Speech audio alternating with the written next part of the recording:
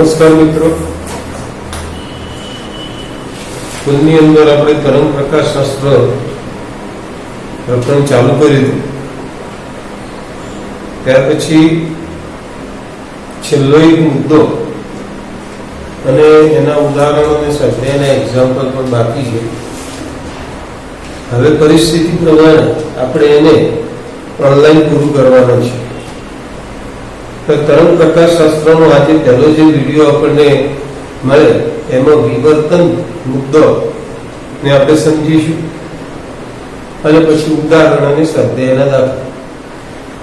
તો આપણે મિત્રો શરૂઆત કરીએ કે તરંગ પ્રકાશ શાસ્ત્રની અંદર પ્રકાશનું તરંગ સ્વરૂપ, એનું વ્યક્તિકરણ અને બીજા નંબરમાં આપણે વિવર્તન ભણીએ છીએ.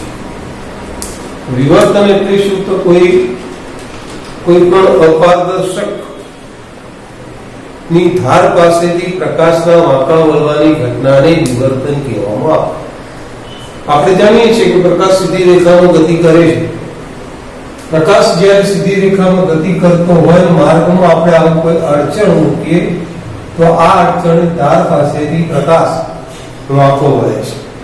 મતલબ કે આ અડચણનો જે પડછાયો છે આપણને આટલો મળશે નહીં. એનો મતલબ એ થયો કે અડચણની ધાર પાસેથી પ્રકાશના વાંકા વળવાની ઘટનાને વિવર્તન કહેવામાં આવે. મિત્રો, આથી થોડાક આગળ વધીએ તો વિવર્તન એ શું છે? તો વિવર્તન એ તરંગ અગ્રના મર્યાદિત ભાગથી નીકળતી એક અસર છે. આવી શોધ ગ્રીમાલ્ડી નામના વૈજ્ઞાનિકે પોતાના અનુભવને આધારે આપણને વ્યાખ્યા દર્શાવી. મિત્રો, આ વિવર્તનની ઘટના જે છે એ ધ્વનિ તરંગો, પ્રકાશના તરંગો, પાણીના તરંગો અને દ્રવ્ય તરંગમાં પણ બનતી હોય છે.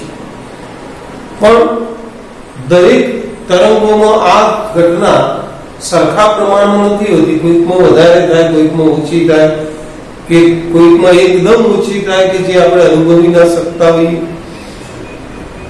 મિત્રો, આ વિવર્તન ની ઘટના વધારે અથવા ઓછા પ્રમાણમાં જે થાય છે, આવું કેમ બને છે? તો વિવર્તનનો જે આધાર છે એ પ્રકાશની તરંગ લંબાઈ અને અડચણ જે છે એ અડચણની પહોળાઈ, બીજા શબ્દોમાં આપણે સ્લિટ પણ કહીએ છીએ. પ્રકાશની તરંગ લંબાઈ અને અડચણની અથવા સ્લિટની પહોળાઈ પર આધાર રાખે છે. મતલબ કે જો આપણે લેમ્ડા અને ડી નો ગુણોત્તર મેળવીએ અને એ ગુણોત્તર ઓછામાં ઓછો આપણને 1 મળે કે તેથી વધુ મળે તો આવી ઘટનામાં વિવર્તન શક્ય બને છે. પણ લેમ્ડા ભાગ્યા ડી નો ગુણોત્તર 1 કરતા ઘણો નાનો મળતો હોય તો આવી ઘટનામાં વિવર્તન મળતું નથી. આપણે આ વિવર્તનની ઘટના ઘણી બધી જગ્યાએ આપણે જોઈ શકીએ છીએ. જેમ કે બારીમાંથી આવતો પ્રકાશ જ્યારે આપણા રૂમમાં આવતો હોય ત્યારે ફાંકો વળે છે, રૂમમાં પ્રવેશે છે. આ એક વિવર્તનની ઘટના છે. સીડી જે છે કોમ્પેક્ટ ડિસ્ક, એ કોમ્પેક્ટ ડિસ્ક ઉપર આપણને જુદા જુદા રંગો દેખાય છે. એ વિવર્તનની ઘટનાને કારણે થાય છે. મિત્રો, વિવર્તન બે પ્રકારના છે. એક પ્રેનલ વિવર્તન, બીજું ફ્રોન ઓવર વિવર્તન. પ્રેનલ વિવર્તન ક્યારે શક્ય બને કે ધારો કે આવી કોઈ અડચણ છે અને આ અડચણની ધાર પાસે જો તમે ગોળાકાર તરંગગ્ર આપાત કરો તો એના કારણે નિપજતી જે વિવર્તનની ઘટના છે એ પ્રેનલ વિવર્તન. પરંતુ જો તમે અડચણની ધાર આ અડચણ ઉપર એટલે કે સ્લિટ ઉપર તમે સમતલ તરંગગ્ર આપાત કરો તો એના કારણે જે વિવર્તન રચાય છે એ ફ્લોન ઉપર વિવર્તન. મિત્રો, આપણે અહીંયા આગળ ફ્લોન ઉપર વિવર્તનની ચર્ચા કરવાની છે, પ્રેનલ વિવર્તનની કરવાની નથી. પરંતુ એક સરસ મજાની ઘટના આપણે વિચારી કે જેમ કે આપણે ઓરડાની અંદર હોઈએ અને ઓરડાની બહાર બે મિત્રો ચર્ચા કરતા હોય, વાતો કરતા હોય તો એ વાતો આપણે સાંભળી શકીએ છીએ, એટલે કે ધ્વનિ સાંભળી શકીએ છીએ. પરંતુ એ કયા બે મિત્રો ચર્ચા કરે છે એ આપણે જોઈ શકતા નથી. એનો મતલબ એ થયો કે ધ્વનિ તરંગનું વિવર્તન સૌથી વધારે થાય છે. છેક વાંકા વળીને આપણા કાન સુધી એ તરંગો આવી શકે છે, પણ પ્રકાશ તરંગનું વિવર્તન આપણે જોઈ શકતા નથી. એટલે પ્રકાશના તરંગનું વિવર્તન ઘણું ઓછું થાય છે. મિત્રો આની સાબિતી આપણા કુમાર પ્રકાશનની અંદર આપી છે, પણ આપણા બુકમાં એ અભ્યાસક્રમમાં નથી, એટલે એ સાબિતીનો તમે અભ્યાસ કરો.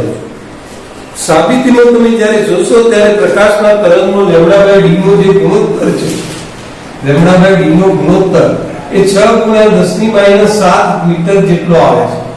ખૂબ જ સૂક્ષ્મ છે, એક કરતા ઘણો નાનો, એટલે પ્રકાશના તરંગનું વિવર્તન ઘણું ઓછું અથવા નહિવત છે. જ્યારે ધ્વનિ તરંગ માટે λ/d આપણે ગણીએ છીએ તો એ ધ્વનિ તરંગ માટે λ/d લગભગ 1 અથવા 1 થી થોડું વધારે મળે છે. માટે એનું વિવર્તન આપણે પ્રકાશના તરંગ કરતા એનું વિવર્તન વધારે પ્રમાણમાં આપણે જોઈ શકીએ છીએ. મિત્રો હવે આ બધી જે વાત તો આપણે વધારે પડતી એટલે કે થોડી પુસ્તકના ભાગની વાત કરી છે, પણ હવે વિવર્તનની અંદર આપણે જે ભણવાનું છે એમાં મહત્વનો પ્રશ્ન કે એક સ્લિટ વડે થતા વિવર્તનની સમજૂતી આપો. મિત્રો અહીંયા આગળ સ્લિટ એ અડચણ છે, એટલે આપણે અહીંયા બરાબર ધ્યાન રાખીશું કે આવી કોઈ સ્લિટ છે.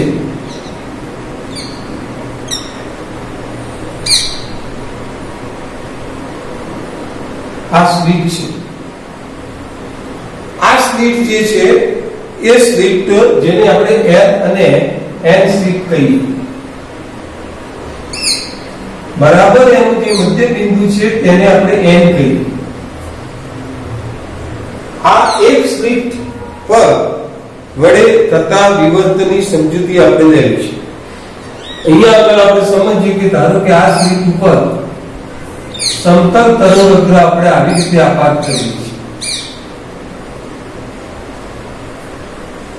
મિત્રો અહીંયા આગળ સમજી શકીએ કે આપણે નમૂના પૂરતા માત્ર 3 જ કિરણો દર્શાવ્યા છે. બાકી આ N અને N ની વચ્ચે જ્યારે સમતલ તરંગઅગ્ર આપાત થાય ત્યારે સ્લિટ ઉપર અસંખ્ય આવા પ્રકાશના તરંગો આપાત થતા હોય છે. અહીંયા આગળ મિત્રો જ્યારે આ તરંગો આપાત થાય, સમતલ તરંગઅગ્ર આપાત થાય Ln ઉપર, ત્યારે હાઇગેન્સનો સિદ્ધાંત આવે છે કે આ સ્લિટ પરના જે બિંદુઓ છે, સમજી લો કે અહીંયા આગળ આપણે M1 બિંદુ કહીએ, અહીંયા આગળ M2 બિંદુ કહીએ, આ બધા જે સ્લિટ પરના બિંદુઓ છે એ તરંગઅગ્ર પરના બિંદુઓ છે. એટલે આ તરંગઅગ્ર પરના બિંદુઓ કે કણ સ્વયં સ્વતંત્ર એવા ગૌણ ઉદ્ગમ તરીકે વર્તે છે અને પોતાનામાંથી ગોળાકાર તરંગઅગ્રનું ઉત્સર્જન કરે છે. હવે આ ગોળાકાર તરંગઅગ્રોનું જે ઉત્સર્જિત થાય છે એ ગોળાકાર તરંગઅગ્રો જ્યારે સ્લિટની બહાર આવે અને આ સ્લિટની સમક્ષ આપણે જ્યારે કોઈ પડદો મૂકીએ છીએ ત્યારે આ પડદા પર આપાત થતા જુદા જુદા તરંગઅગ્રો આપણને પ્રકાશિત અને અપ્રકાશિત, મતલબ કે સહાયક અને વિનાશક પ્રતિકરણ રચતા જોવા મળે છે. એટલે અહીંયા આગળ એ પણ નોંધ લેજો કે વિવર્તનની અંદર વ્યતિકરણની ઘટના પણ થાય છે. એટલે આ પ્રમાણે આપણને વિવર્તનની ઘટના જોવા મળે છે કે જ્યારે સમતલ તરંગઅગ્ર આપણે Ln સ્લિટ ઉપર જ્યારે આપાત કરીએ છીએ અને આ Ln સ્લિટની પહોળાઈ ધારો કે આપણે a જીતી લઈએ, આવી સ્લિટ ઉપર જ્યારે આપાત કરીએ છીએ અને હાઇગેન્સના સિદ્ધાંત પ્રમાણે સ્લિટના તમામ બિંદુ કે કણ સ્વયં સ્વતંત્ર ગૌણ ઉદ્ગમ તરીકે વર્તીને બીજા તરંગો ગૌણ તરંગઅગ્રો ઉત્સર્જિત કરે, આ તરંગઅગ્રો ત્યારે પડદા પર સંપાત થાય ત્યારે આપણને ત્યાં આગળ પ્રકાશિત અને અપ્રકાશિત ભાગો જોવા મળે છે, જેને આપણે સહાયક કે વિનાશક વ્યતિકરણ કહીએ છીએ. તરંગો એકબીજા ઉપર સંપાત થાય છે.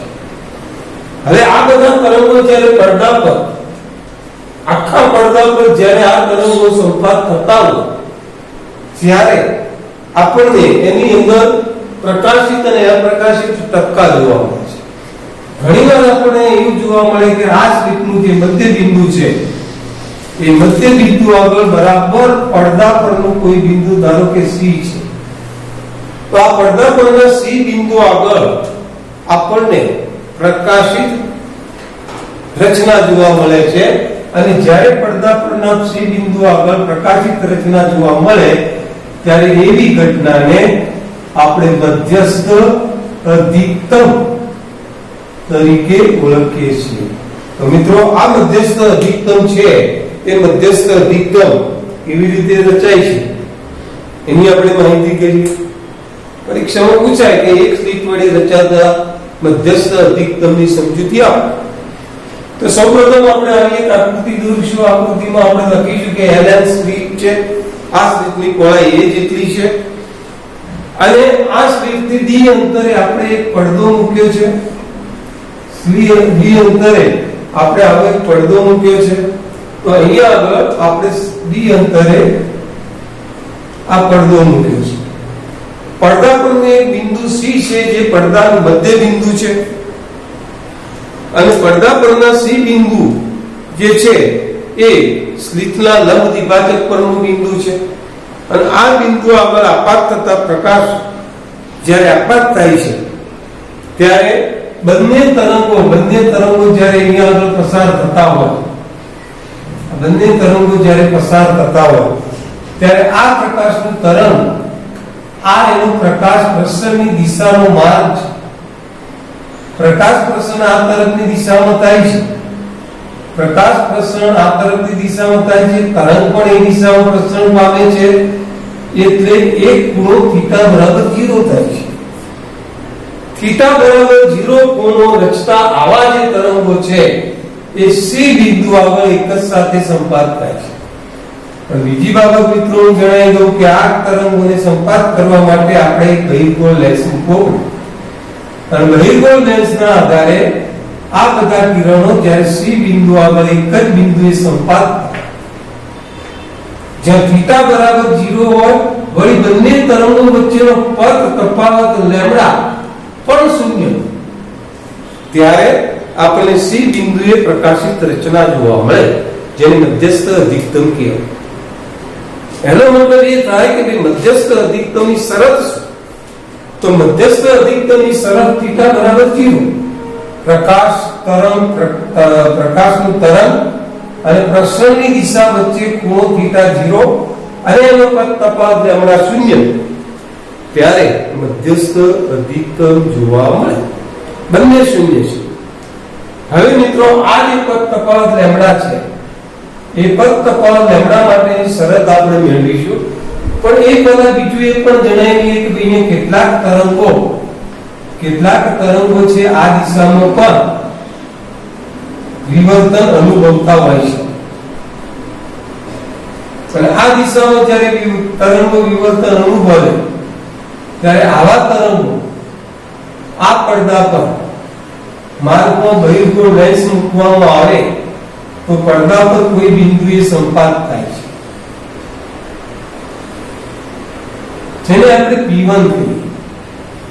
મિત્રો જેટલા અંશના કોણે ઉપર તરફ આવા તરંગો હોય એટલા જ અંશના કોણે નીચે તરફ પણ આવા તરંગો હોય અને અહીંયા પણ જ્યારે આપણે માર્ગમાં આવો બહિર્ગોળ લેન્સ મૂકીએ ત્યારે આ બહિર્ગોળ લેન્સ મારફતે આપણને પડદા પર નીચે તરફ પણ આટલા જ અંતરે આવું P1 બિંદુ. હવે આગળ પહેલા આપણે વિચારીએ કે એને આપણે પ્રથમ ન્યૂનતમ કહીએ છીએ. ન્યૂનતમ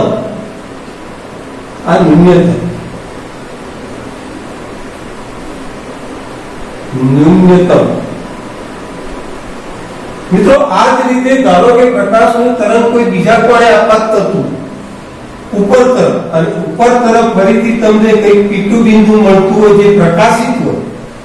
અહીંયા આગળ એટલા જ અંતરે આ C બિંદુથી એટલા જ અંતરે નીચે પણ પ્રકાશિત હોય તો એ અધિકતમ છે. ન્યૂનતમ આગળ પ્રકાશ શૂન્ય છે જ્યારે અધિકતમ આગળ પ્રકાશ આપણને મળે છે. જેમ જેમ પડદા પર તમે ઉપર જતા જાવ છો તો ન્યૂનતમ અધિકતમ મળતું જાય છે. મધ્યસ્થ અધિકતમ થી પ્રથમ પહેલી વાર જે ન્યૂનતમ મળે ને આપણે પ્રથમ ન્યૂનતમ કહીએ. બીજી વાર જે ન્યૂનતમ મળે એને દ્વિતીય ન્યૂનતમ મળે. પ્રથમ અને દ્વિતીય ન્યૂનતમની વચ્ચે પાછું એક અધિકતમ હોય એને આપણે પ્રથમ અધિકતમ કહીએ. એટલે પડદા પરનો ક્રમ આવો હોય કે પ્રથમ ન્યૂનતમ, પ્રથમ અધિકતમ, દ્વિતીય ન્યૂનતમ અને દ્વિતીય અધિકતમ n પડદા પર આવા ક્રમો આપણને મળતા હોય છે. પણ હવે મિત્રો આપણે વિચારીએ કે એની શરત આપણે તારવી છે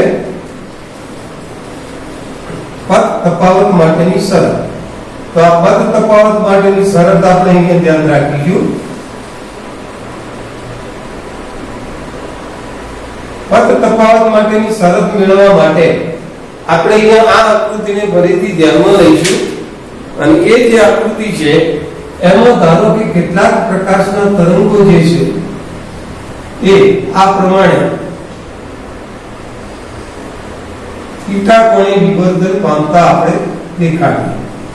અને અહીંયા આગળ એક લેન્સ મારફતે અને પડદા પરના કોઈ બિંદુએ સંપાત કરીએ. હવે પદ તફાવત એટલે બે રસ્તા વચ્ચેનો તફાવત. તો અહીંયા આગળ LP1 અને NP1, તો આપણે જાણીએ છીએ કે LP1 જે છે એ મોટો માર્ગ છે, એટલે એની અંદરથી આપણે LP1 બાદ કરીએ એ એનો પદ તફાવત થાય. અને એ તફાવત મેળવવા માટે આપણે અહીંયા આગળ એક લંબ દોરીશું. અને આ જે લંબ દોરીશું એના આધારે આપણે Q લંબ Q કહીએ. એટલે એનો પદ તફાવત આપણો જે થશે એ NQ થશે. મિત્રો અહીંયા આગળ આપણે જોયું કે ભાઈ આ ખૂણો થીટા હોય તો આ ખૂણો પણ થીટા થાય. આ પાછળની બાજુની એ જેટલી છે. આપણે NQ શોધવો છે તો NQ શોધવા માટે sin વિધેય વાપરીએ તો sin થીટા બરાબર NQ. સામેની બાજુ ભાગ્યા કર્ણ એટલે ln. અને પરિણામે આપણે આવું મૂકી શકીએ કે NQ ભાગ્યા a એટલે કે NQ બરાબર a sin થીટા. આ NQ શું છે તો કે પદ તફાવત છે. હવે મિત્રો આના ઉપરથી જો આપણે મધ્યસ્થ અધિકતમ મેળવવો હોય પદ તફાવત માટેની શરત, તો આ પદ તફાવત માટેની શરત છે a sin થીટા. મધ્યસ્થ અધિકતમ માટે આપણે કહી શકીએ કે આ કેટલું હોય તો મધ્યસ્થ અધિકતમ માટે તો પદ તફાવત લેમ્ડા શૂન્ય હોય, એટલે પદ તફાવત લેમ્ડા શૂન્ય છે એની શરત થઈ. પણ ન્યૂનતમની વાત કરીએ મધ્યસ્થ અધિકતમની શરત તો લેમ્ડા બરાબર 0 અને થીટા બરાબર 0 એની શરત છે. પણ ન્યૂનતમ માટે આપણે ચર્ચા કરીએ કે ભાઈ એની ન્યૂનતમની શરત કઈ.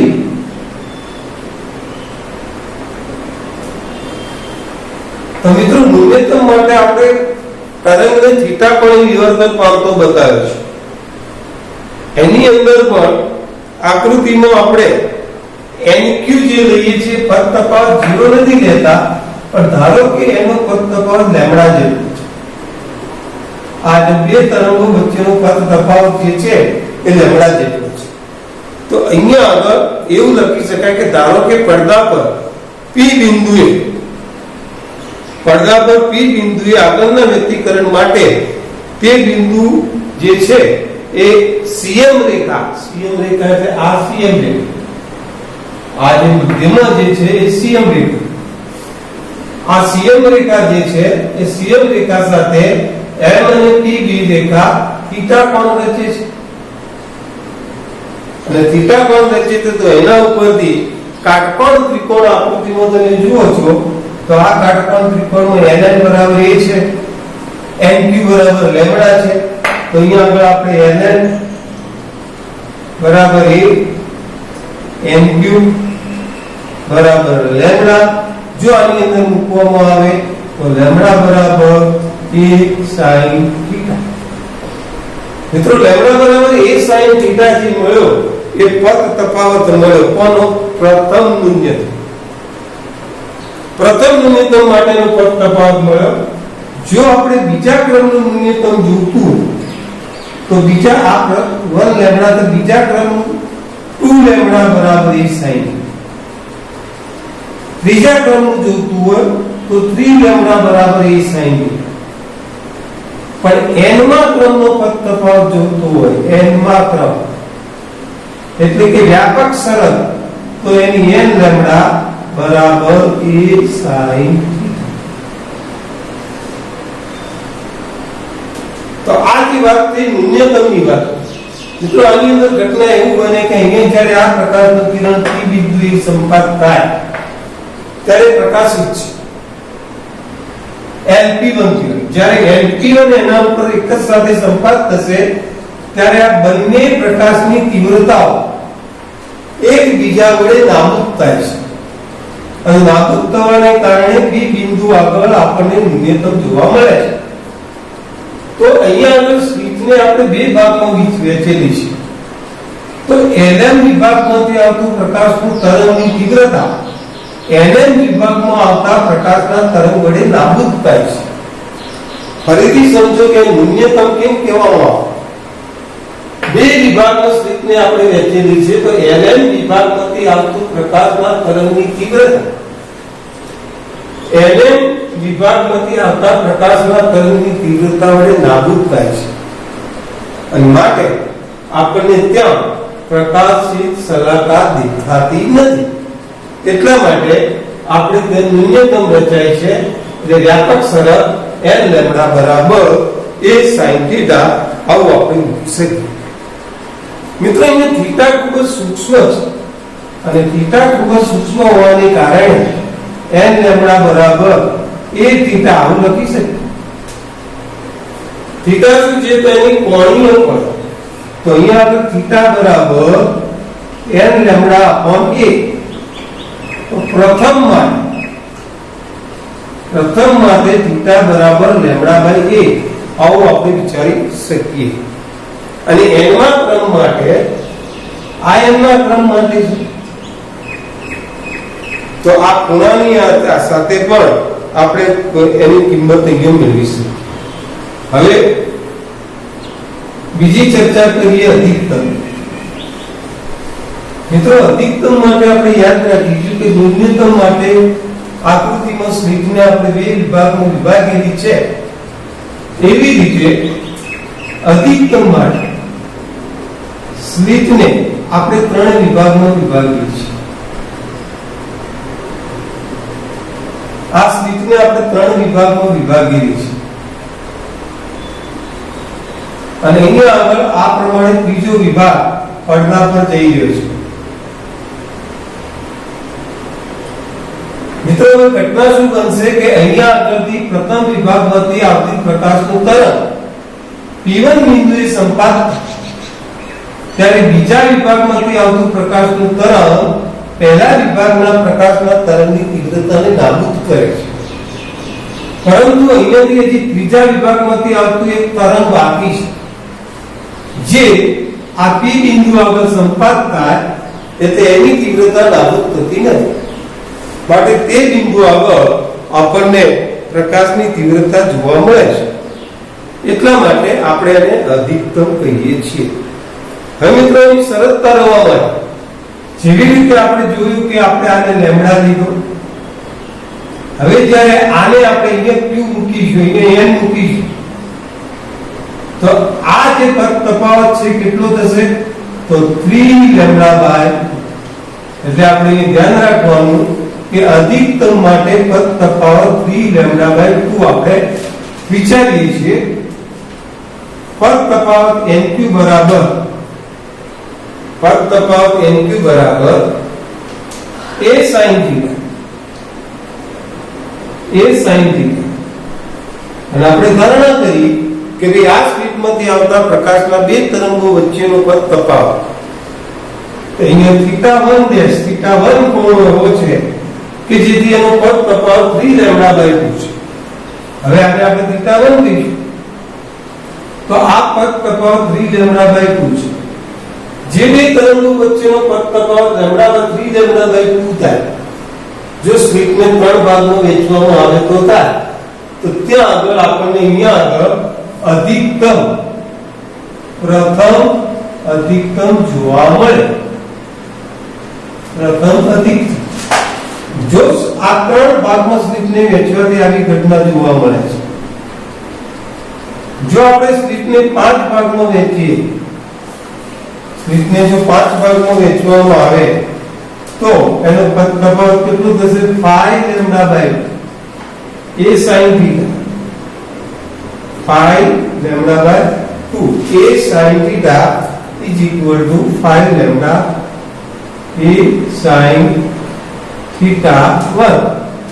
जो स्लिट ने 7 विभाग में वહેંચવામાં આવે તો A sin theta 1 is equal to 7 lambda by 2.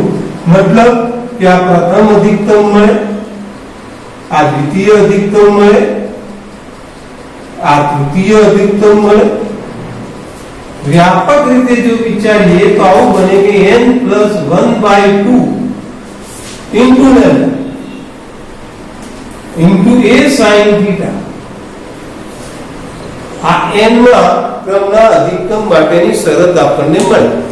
બીજી રીતે કહીએ તો 2n plus 1 into lambda by 2. તો આ જે શરત આપણને મળે એ શરત આપણને અધિકતમની શરત મળે એવું કહી શકાય. જે વ્યાપક રીતે આપણે વિચારી શકાય. આગળ જોઈએ, આ થીટા ખૂબ જ સૂક્ષ્મ છે એટલે a theta 1 is equal to 2n plus 1 lambda by 2. એને છેદમાં લઈ જવામાં આવે તો 2n plus 1 lambda upon. તો મિત્રો આ કઈ સરળ દાખલા ગણવાનો આપણને ઘણીવાર કામ આવે છે કે ન્યૂનતમની શરત NA બરાબર n lambda is equal to A sin theta.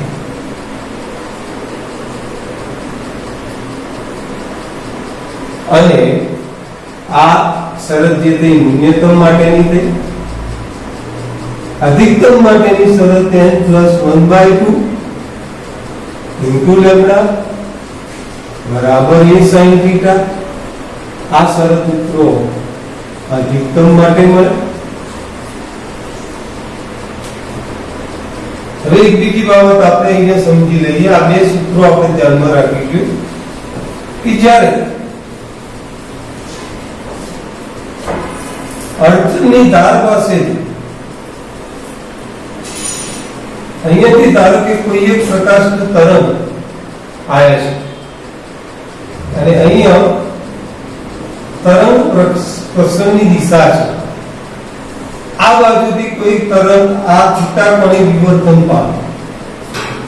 મેં તમને આગળ જણાવ્યું કે જેટલું આ તરંગ થીટા કોણે ઉપર તરફ વિવર્તન પામે એટલું જ થીટા કોણે નીચે પણ વિવર્તન પામે છે. તો આ જે આખે ભાગ જે થશે એ વિવર્તનની પહોળાઈ થશે, કોણીય. હવે પ્રશ્ન આપણે એ ઊભો થઈ જાય કે એની કોણીય પહોળાઈની શરત શું, કોણીય પહોળાઈનું સૂત્ર શું. તો અહીંયા આગળ બરાબર આપણે ધ્યાન રાખીશું કે અહીંયા જ્યારે આપણે આ પડદો મૂકીએ ત્યારે મધ્યમાં આવું અધિકતમ રચાય, મધ્યસ્થ અધિકતમ. એની બાજુમાં ઉપર તરફ ન્યૂનતમ પ્રથમ રચાય, નીચે પણ ન્યૂનતમ પ્રથમ રચાય. જો એની રેખીય પહોળાઈ શોધવી હોય તો બે ક્રમિક પ્રથમ ન્યૂનતમ વચ્ચેની જે અંતર છે એની રેખીય પહોળાઈ. મતલબ કે અહીંયાથી જેટલું અંતર આ બને એટલું જ અંતર આ બને. જો આ 5 સેમી થાય તો આ 5 સેમી થાય. તેનો મતલબ એ થાય કે મધ્યસ્થ અધિકતમની પહોળાઈ 10 સેમી છે. પણ એની કોણીય પહોળાઈ જ્યારે શોધવાની થાય તો આપણે ધારો કે એનો આ જે ચાપ છે એને આપણે બીટા 0 કહીએ છીએ. જે ચાપ, ખૂણાનો ચાપ બીટા 0. હવે આ જે અંતર છે એ જેટલું છે, સ્લિટની પહોળાઈ એની એ જેટલી છે. તો આના ઉપરથી થીટાનું સૂત્ર આપણને મળે થીટા બરાબર લેમ્બડા ભાગ્યા a. આગળ આપણે મેળવીને આવ્યા થીટા બરાબર લેમ્બડા ભાગ્યા a. તો 2 થીટા, આ થીટા અને થીટા આ બંને આખી પહોળાઈ છે એટલે 2 થીટા બરાબર 2 લેમ્બડા upon a. આપણે મિત્રો એને મધ્યસ્થ અધિકતમની કોણીય પહોળાઈ કહીશું. તો આ જે સૂત્ર મળ્યું એ મધ્યસ્થ અધિકતમની કોણીય પહોળાઈ, આ મધ્યસ્થ અધિકતમની કોણીય પહોળાઈ કહી શકાય. તો આ જ પ્રમાણે 2θ નું જો બીજું સૂત્ર આપણે વાપરીએ તો ચાપ એટલે કેટલો? બીટા 0. આ ચાપ આખો ખૂણો 2θ છે, તો ખૂણો બરાબર ચાપ ભાગ્યા ત્રિજ્યા, આટલેથી આ ત્રિજ્યા છે, તો ચાપ એટલે બીટા 0 અને ત્રિજ્યા એટલે કેપિટલ D. આના આધારે આપણે એમ કહી શકીએ કે ભાઈ આ જે ચાપ જે છે બીટા 0 એ 2θ0 into d જેટલો થાય. પણ d એટલે અહીંયા આગળ આપણે જાણીએ છીએ કે d એટલે λ/a into b થીટા. તો આના આધારે બીટાની કિંમત આપણને આ મળે. આ બીટા એનો ચાપ છે, તો આ સમજી લેવાનું કે બીટા 0 મધ્યસ્થ અધિકતમની રેખીય પહોળાઈ છે. તો આ મધ્યસ્થ અધિકતમની રેખીય પહોળાઈ શોધવી હોય તો આ પ્રમાણે શોધી શકાય. મધ્યસ્થ અધિકતમની રેખીય પહોળાઈ આપણે આ રીતે શોધી શકીએ. આ જ પ્રમાણે કોઈ પણ અધિકતમની કોણીય પહોળાઈ શોધવી હોય તો કોઈ પણ અધિકતમની કોણીય પહોળાઈ જેને આપણે બીટા કહીએ, તો સૂત્ર યાદ રાખો. કોઈ પણ અધિકતમની કોણીય પહોળાઈ શોધવી હોય તો એને આપણે આ રીતે જોઈશું કે બીટા બરાબર λ/a into d.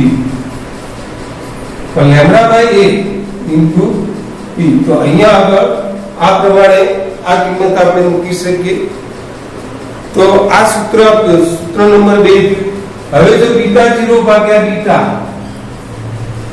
બંનેનો ગુણોત્તર લેવામાં આવે તો બીટા 0 ભાગ્યા બીટા એટલે 2 થાય અને પરિણામે બીટા 0 બરાબર b. કોઈ પણ અધિકતમની કોણીય પહોળાઈ બીટા 0/2. કોઈ પણ અધિકતમની કોણીય પહોળાઈ એટલે મધ્યસ્થ અધિકતમની કોણીય પહોળાઈની અડધી. મિત્રો અહીંયા સુધી આપણો આ ચેપ્ટર હતું. વિવર્તનની અંદર પ્રશ્નો આટલા તૈયાર કરજો. પહેલો પ્રશ્ન એ કે એક સ્લિટ વડે થતા 3 ઉપર એક સ્લિટ વડે થતા વિવર્તનની સમજૂતી આપી પથ તફાવત માટેની શરતો મેળવો. હવે પથ તફાવત માટે ન્યૂનતમ સ્થાન અને અધિકતમ સ્થાન. પ્રશ્નને નાનો કરવો હોય તો મધ્યસ્થ અધિકતમની શરત આપી અને ન્યૂનતમની શરત મેળવી. મધ્યસ્થ અધિકતમ સમજાવવા પણ પૂછે તો આપણા કુમાર પ્રકાશનની અંદર જે પ્રશ્ન છે એ પ્રમાણે અને જે મહત્વના પ્રશ્નો આપણે મૂકેલા છે એના આધારે એની તૈયારી કરજો. સાથે સાથે મિત્રો સૂત્ર પણ તૈયાર કરજો જે દાખલા ગણવામાં ખ્યાલ છે. એક બીજો વધારાનો અગત્યનો પ્રશ્ન કે વ્યતિકરણ ભાત અને વિવર્તન ભાત વચ્ચેનો તફાવત જણાવો. તો આ પણ પ્રશ્ન 2 ગુણની અંદર પૂછાયો છે. વિવર્તનની અંદર આમ જોવા જાવ તો આખો એક પ્રશ્ન છે. એક સ્લિટ વડે થતા વિવર્તનની સમજૂતી આપી એક સ્લિટ વડે થતા વિવર્તનની સમજૂતી આપી પથ તફાવત માટેની ગણતરી કરી ન્યૂનતમ અને અધિકતમની શરતો મેળવો. આ એક જ પ્રશ્ન આની અંદર મહત્વનો છે જે તૈયાર કરી દેવાનો. પણ જ્ઞાન પર આધારિત એક પ્રશ્ન પૂછાય કે વ્યતિકરણ ભાત અને વિવર્તન ભાત વચ્ચેનો તફાવત શું? તો વ્યતિકરણ જે છે એક કરતા વધારે તરંગોના સંપાતીકરણને કારણે, જ્યારે વિવર્તન જે છે એક જ તરંગ અગ્રથી મળે. બીજો તફાવત એ કે એની અંદર વ્યતિકરણની અંદર જે શલાકાઓ મળે એ સમાન પહોળાઈની હોય. વિવર્તનની અંદર એની પહોળાઈ સમાન હોતી નથી. જેમ એનું ક્રમ વધે એટલે અધિકતમ અને ન્યૂનતમ માટે પહોળાઈ જેમ તમે ઉપર જતા જાઓ તેમ એની પહોળાઈ ઘટતી જાય. સાથે સાથે બધી જ વ્યતિકરણો, બધી જ સલાહની તીવ્રતા સમાન. જ્યારે વિવર્તનની અંદર જે પ્રકાશિત મળે અને અપ્રકાશિત મળે એમાં પ્રથમ પ્રકાશિત, પ્રથમ અધિકતમ એની તીવ્રતા વધારે, દ્વિતીય અધિકતમની એની તીવ્રતા ઓછી હોય. એટલે એક વસ્તુ આપણે જોઈ લઈએ મિત્રો, તો એનો આલેખ જ્યારે આપણે વિચારીએ તો અહીંયા પ્રથમ આ મધ્યસ્થ અધિકતમ મળ્યો છે. આ મધ્યસ્થ અધિકતમ અને મધ્યસ્થ અધિકતમની બંને છેડે આ પ્રકર ન્યૂનતમ મળે. હવે આપણે વિચારીએ તો આ મળ્યો આપણને દ્વિતીય અધિકતમ, પ્રથમ અધિકતમ, એવી જ રીતે અહીંયા આગળનો આવો પ્રથમ અધિકતમ મળે. હવે મિત્રો વિચારો, પ્રથમ અધિકતમની આ બાજુ એટલે કે એક બાજુ પ્રથમ ન્યૂનતમ હોય, બીજી બાજુ દ્વિતીય ન્યૂનતમ હોય, તો અહીંયા આગળ દ્વિતીય ન્યૂનતમ હોય. હવે થોડાક આગળ વધીએ, વળી પાછું આપણને એક અધિકતમ મળે છે, દ્વિતીય અધિકતમ કહેવાય. તો અહીંયાથી આગળ પણ આપણે આગળ વધીએ તો એક દ્વિતીય અધિકતમ કહેવાય. આ અધિકતમની એક બાજુ દ્વિતીય ન્યૂનતમ, તૃતીય ન્યૂનતમ હોય. અહીંયા આગળ આ તૃતીય ન્યૂનતમ હોય. મિત્રો જુઓ કે એની જે તીવ્રતા છે એ મધ્યસ્થ અધિકતમથી સૌથી વધારે. જેમ તમે નીચે જતા જાઓ તેમ તીવ્રતા ઘટતી જાય, જેમ ક્રમ વધતો જાય તે. સાથે સાથે એની પહોળાઈ પણ ઘટતી જાય છે. તો આ વિવર્તનના તફાવત છે. એટલે આપણે આ બાબત મિત્રો બહુ શાંતિથી તૈયાર કરી દઈશું. હવે બીજા વિડીયોમાં આપણે ઉદાહરણના દાખલા ગણીશું. તો ઉદાહરણના દાખલા ગણીએ પહેલા સૂત્રો જે છે એની યાદી બનાવજો અને એ સૂત્રોને સમજજો અને તૈયાર રાખજો.